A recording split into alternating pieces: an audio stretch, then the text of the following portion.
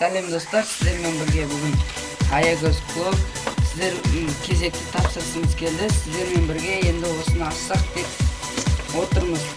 Міне өздеріңіздің көздеріңізше ашамыз.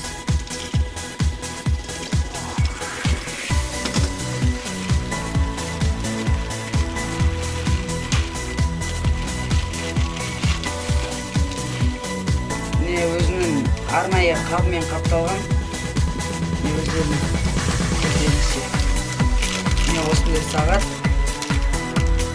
Росинжа деген неме андай Росинжа деген немеден компаниядан шыққан сағат екен. Міне өздеріңіз көріп тұрғаныңыздай ремені де өте не кожаный. Өздеріңіз көріп тұрғаныңыздай сіздермен бірге болған